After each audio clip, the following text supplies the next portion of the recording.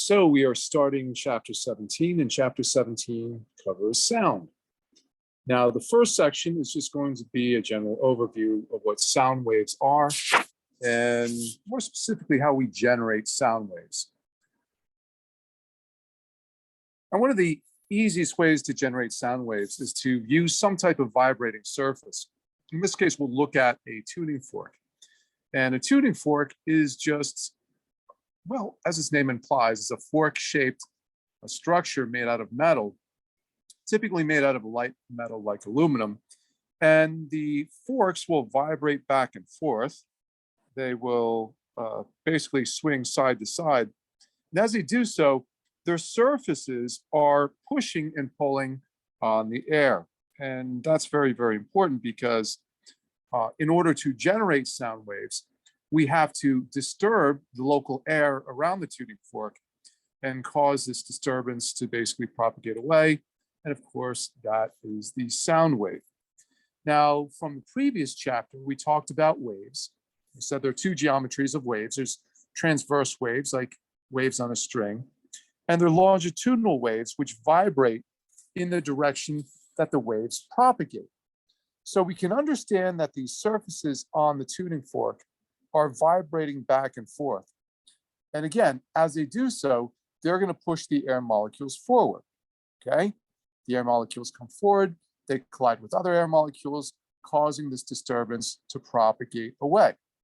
Similar to the analogy of throwing a pebble in a pond where you get those circular ripples.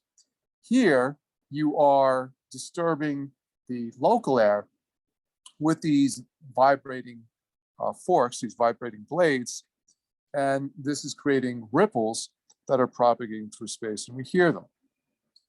Now again, we can think about the tines of the tuning fork moving away from the center, okay?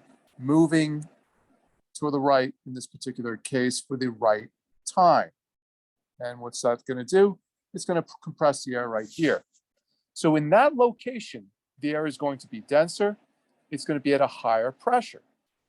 But that disturbance doesn't stay put. It begins to move away from the fork at the speed of sound. Now, the tine will then go in the opposite direction. And this will leave a vacuum behind it, or not quite a vacuum, but at least a region of low pressure, low density gas. So now we've gone from an increase in pressure and density to a decrease in pressure and density. And if we want to visualize the wave that's being produced, we can imagine a graph of pressure versus position, or a graph of density versus position that looks something like this. Again, here is the equilibrium, pressure and density. Here we have a low pressure, here we have a high pressure, and then the pressure drops off again, and this wave continues to propagate away from the tuning fork. So really, there's nothing very complicated about producing a sound wave.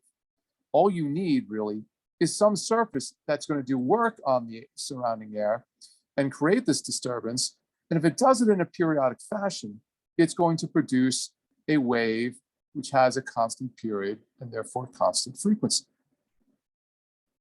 So tuning forks are very useful to tune musical instruments because they tend to vibrate only at a single frequency. If you know anything about musical instruments, and we'll talk about them more later on, musical instruments actually use standing waves of many frequencies. Musical note of definite pitch actually consists of harmonics, which are many waves vibrating at the same time, each of frequencies that are related by integers. A musical note of definite pitch is actually quite a complex sound, but a tuning fork tends to produce one frequency, what we call a harmonic wave. And this harmonic wave can be basically represented with a sine or a cosine function. And we can see this little red plot that we have down here, which I'm tracing very, very poorly. That appears to be a sine wave. And a cosine wave is just off by pi over 2 radians in terms of phase. So both sines and cosines could be used to represent these waves as we saw in the previous chapter. So producing sound. Right now, my vocal cords are moving forward and backward. You're hearing the sounds which are being produced by this forward and backward motion, by this compression and rarefication of the air. Likewise, when you're playing it back on your computer and listening to this, inside your computer, there's a little speaker, something we call a driver. And this driver, literally as its name implies, drives the air forward and backward. And in doing so, creates this compression, or what you might call condensation, followed by rarefication, where the pressure is going up and down in a periodic fashion. Okay? And again, if we graph this, we might see the pressure variations looking something like that. Okay? Looking like our nice little sinusoidal wave. Although this actually looks more like a wave pulse, to be quite honest with you. But again, when you're listening to me, you are actually hearing a reproduction of my voice, which is being generated by sending electric current to one of these drivers. Now, since these drivers are so ubiquitous, they're found all over the place. Okay, we generate sound on our computer, we generate sound on our television. Our car has sounds and warnings, basically using the same little device, a driver. And these drivers basically come in two basic formats. You have these magnetically driven drivers, okay, like you see right here, with this big cone right there. And the other one that we don't go into too much detail is actually even simpler. And this is what's known as a piezoelectric crystal. And all it really is a little disc-shaped object which has two wires to it. It has a positive lead and a negative lead. And as we put current across this, we create a potential across this. This crystal will compress and expand according to the voltage we put across it. And just like the driver, it will move forward and backward and generate sound waves. But again, I don't really go into the piezoelectric crystal too much. It's actually easier to see how one of these drivers work. Okay, so let's break this apart.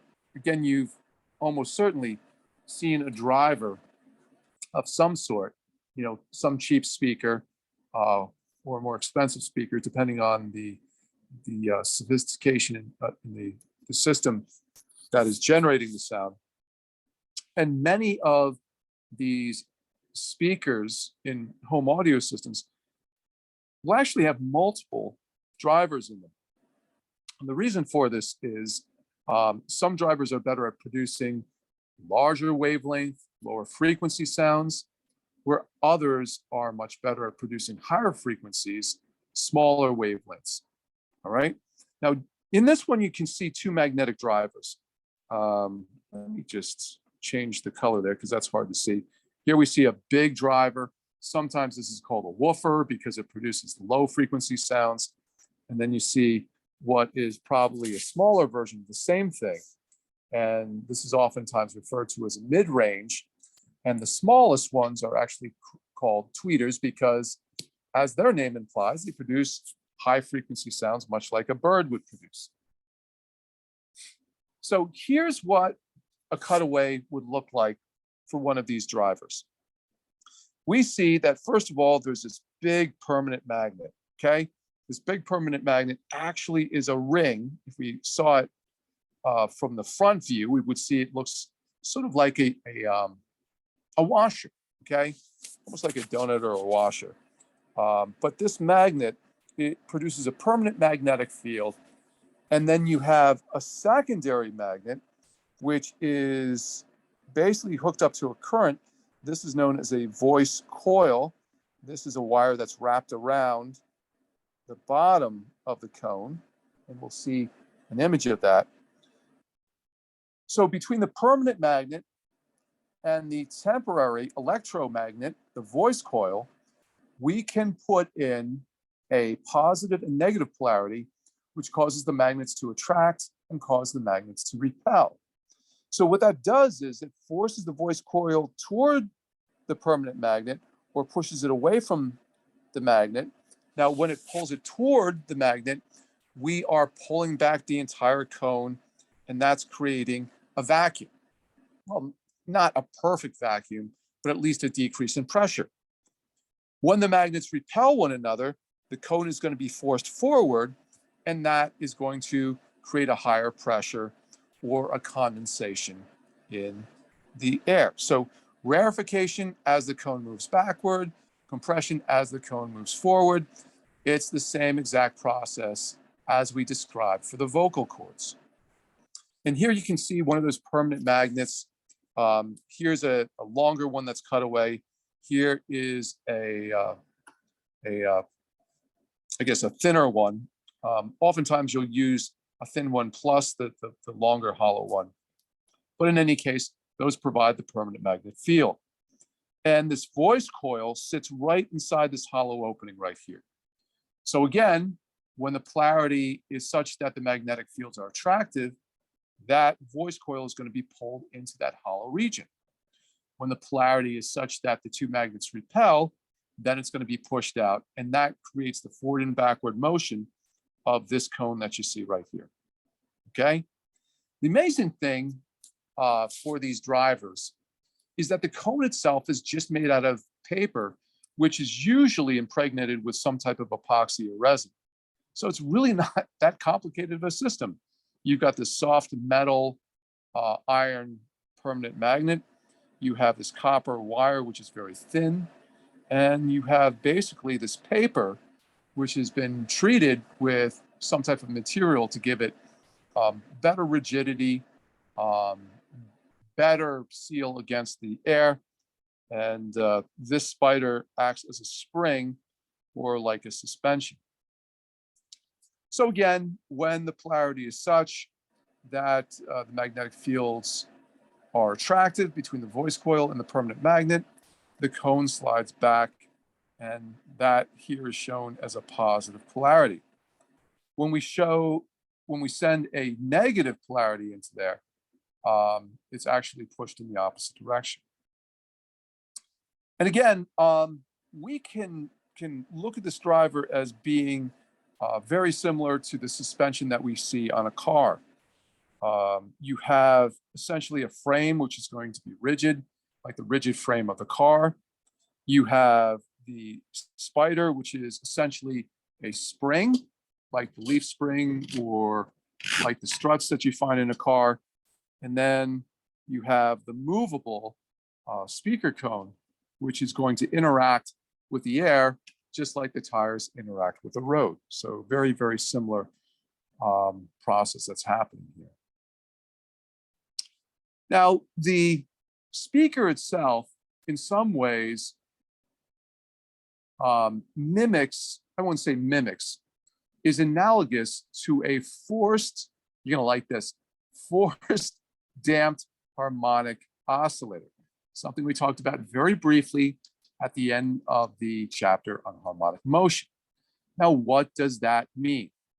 Well, the forcing is coming from the signal that we're putting into the speaker, causing the driver to move forward and backward. Okay? The restoring force from the spring is provided by the suspension, and of course, the cone itself has mass. Now, if a driven harmonic oscillator is, sort of diagrammed schematically, we basically identify three different things that are acting on mass. Now, first of all, the mass provides the inertia. This is what's going to be moved backward and forward. And for the spring, this is the cone and the mass of air that is in front of the spring. There is also a suspension. In this case, the spider on the driver provides the spring. The piezo crystal is simpler because it, in fact, is a metallic crystal, and the spring force is really coming from the metallic bonds between the different atoms. But again, basically, that spider provides the restoring force.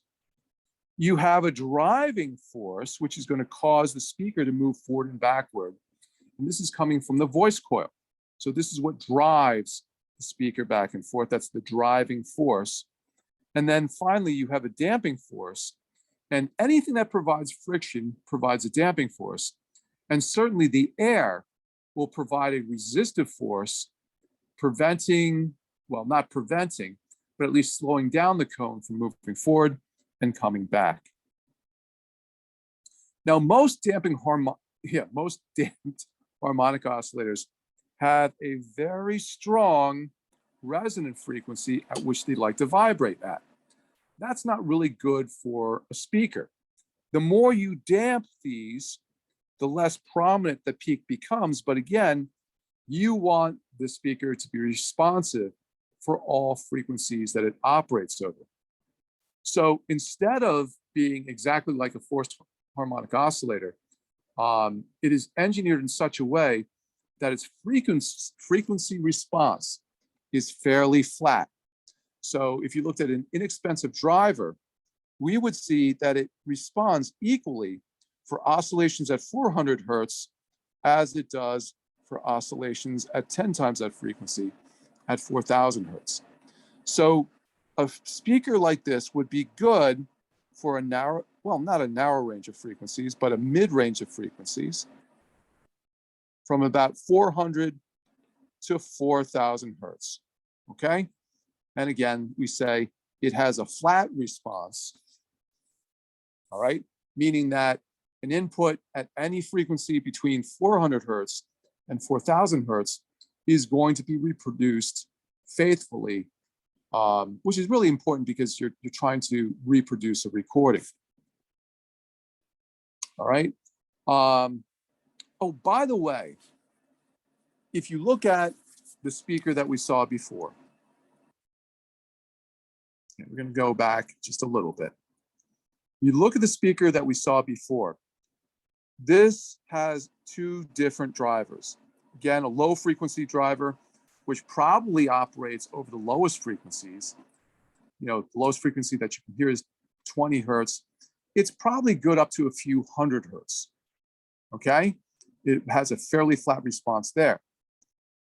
But we cut off the signal at any frequencies where the response is no longer flat, okay? Let's say that it's good up to about, I don't know, 500 hertz.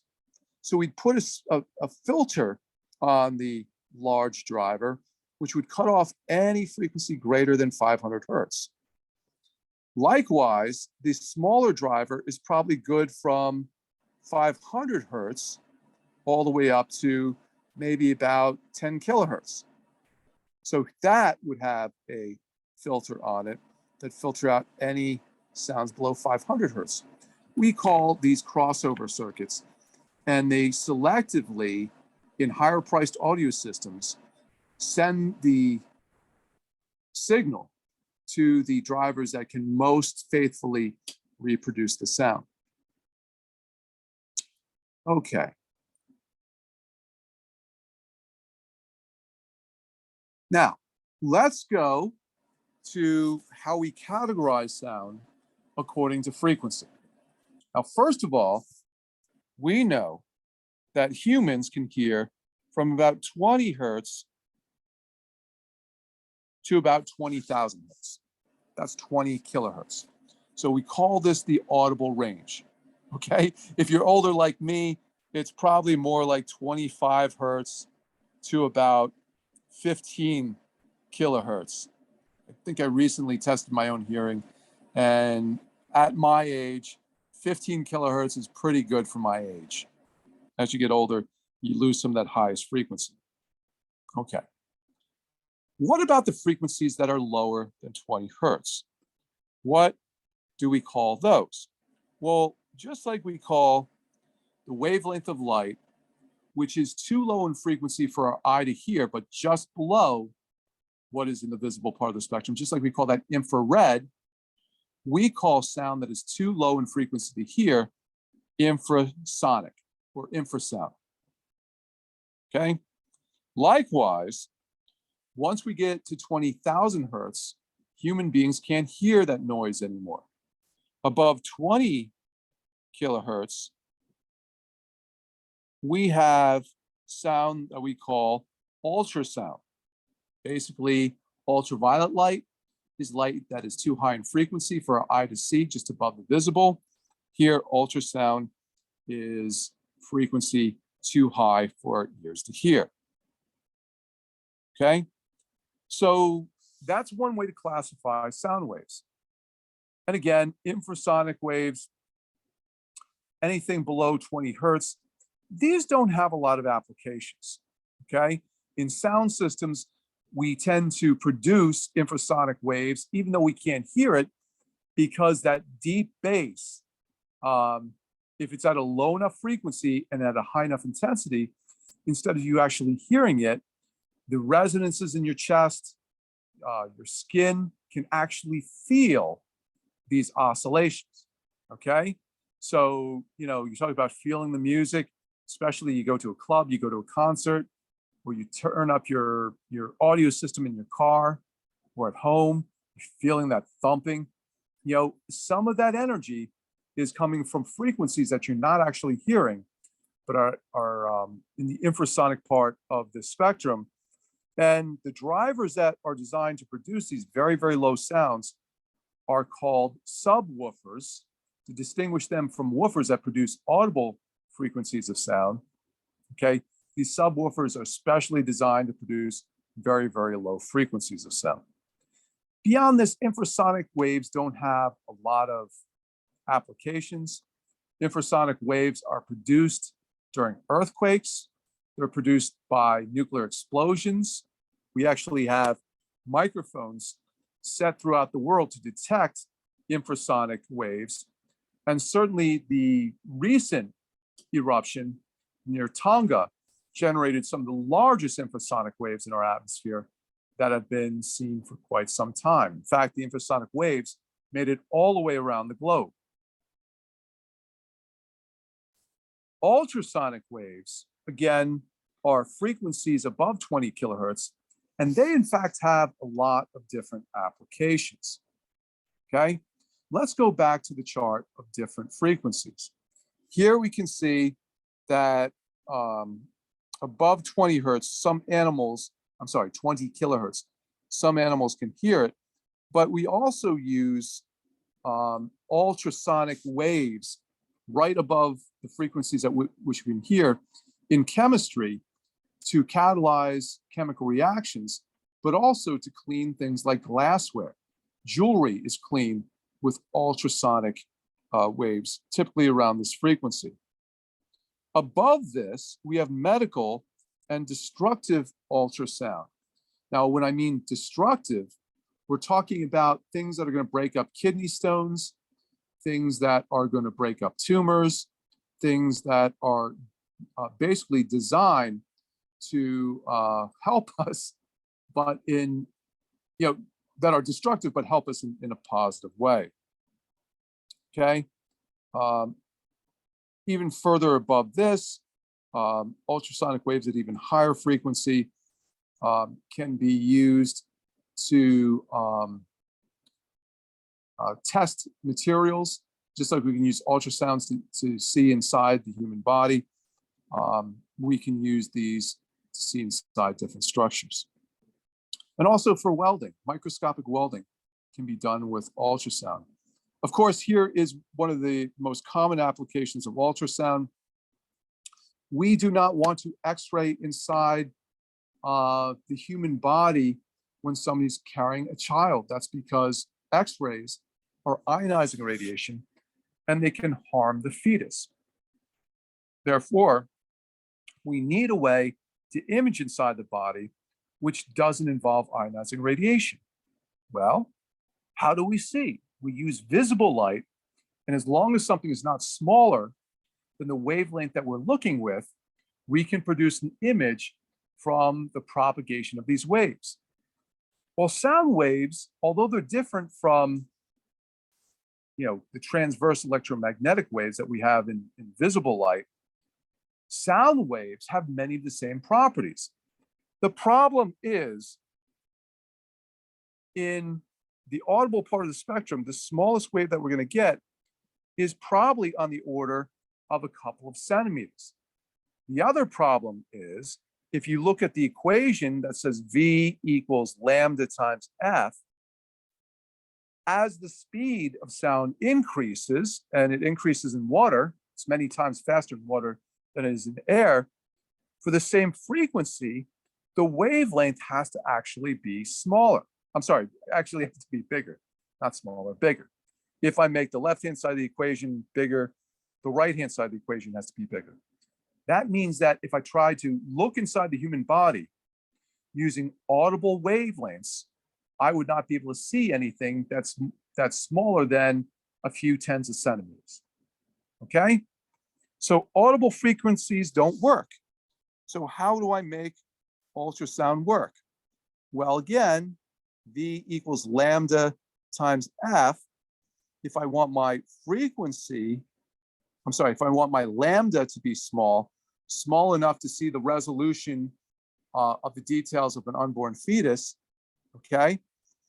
I want it in the millimeters. If I want lambda in the millimeters, okay, I need to make F really, really large to make lambda really, really small. And this requires frequencies in the tens of kilohertz, even in the hundreds of kilohertz. So that's how ultrasound works. We need the high frequency to get the high resolution. Think about it that way. And here's a computerized view of twins. Okay, it's a fairly low resolution sonogram. Again, the image made by using sound waves. And again, why ultrasound? High frequency, high resolution, can be used to produce small objects. Widely used in diagnostic and treatment tools, ultrasonic flow meters can be used to watch blood flow. This is very, very important for seeing how blood goes through the heart. It can be used to detect defects to a valve. It can be used to detect defects to the wall of the heart. It can be used to find in arteries, hardening of the arteries or narrowing of the arteries. Again, ultrasound is basically produced by piezoelectric crystals. So they're able to transform electrical energy into mechanical energy and mechanical energy to electrical energy. So there are many applications there. We can actually use it just to generate heat. Okay. So a Cavitron ultrasonic surgical aspirator can be used to surgically remove brain tumors by using very, very intense sound waves to break up the tumor, as we talked about that. It's used for ultrasonic ranging in cameras. We actually use it in the lab, okay? If you've looked at many of our mechanics experiments that we did in Physics 1, that little rangefinder that we use sends ultrasonic pulses to determine the position of some object, and it can also be used to weld very small wires to computer chips. Now back to audible sound waves. We can hear from 20 to 20,000 hertz, okay? Now, how does this sound work? Well, when we're hearing, a few things are taking place. First of all, the outer ear, the pinna, is basically focusing the sound waves so that they can travel into the ear canal, okay? Without this outer ear, most of the sound waves would actually reflect. So basically, we can think about the outer ear as essentially a funnel to funnel those waves inward. Now, as they travel down the ear canal, they reach the eardrum. I apologize to those of you who've had human anatomy and physiology and have seen this 1,000 times. But this creates a pressure on the eardrum, causing it to move forward and backward, which then engages this lever system of 3 bones, which will move with the eardrum itself. So the eardrum moves back. We know with a lever system, we can amplify motion or force. So in this case, these bones will can't remember if I think it's more that they amplify the force rather than the motion. But in any case, these will then connect to the cochlea, where they will force fluid forward and backward inside the cochlea. And I'm surprised I don't have more here, but I think we talk about that more when we talk about human hearing later on. Okay.